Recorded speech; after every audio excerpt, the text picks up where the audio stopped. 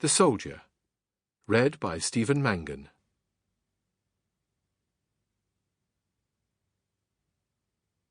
It was one of those nights that made him feel he knew what it was like to be a blind man.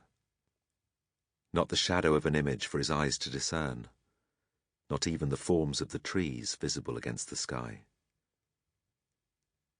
Out of the darkness he became aware of small rustling noises in the hedge, the breathing of a horse some distance away in the field, the soft thud of a hoof as it moved its foot, and once he heard the rush of a bird flying past him low overhead.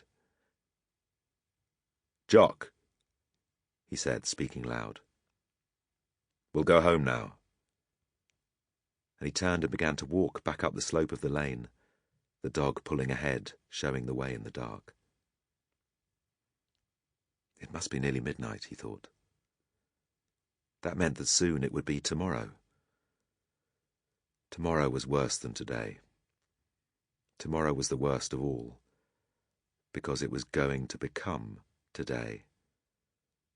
And today was now. Today had not been very nice, especially that business with the splinter.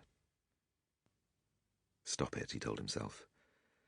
There isn't any sense thinking about it. It doesn't do anyone any good thinking about things like that. Think about something else for a change. You can kick out a dangerous thought, you know, if you put another in its place. Go right back as far as you can go. Let's have some memories of sweet days. The seaside holidays in the summer. Wet sand and red buckets and shrimping nets and the slippery seaweedy rocks and the small clear pools and sea anemones and snails and mussels and sometimes one grey translucent shrimp hovering deep down in the beautiful green water.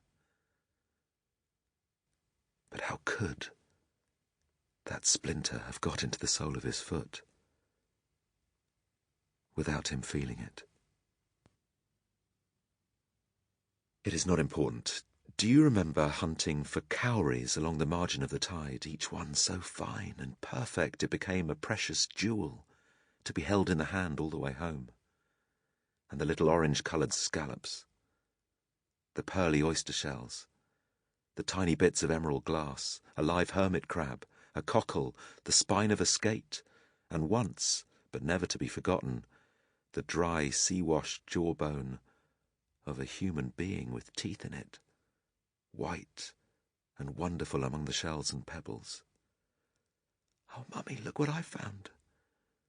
Look, Mummy, look." But Sample complete. Ready to continue?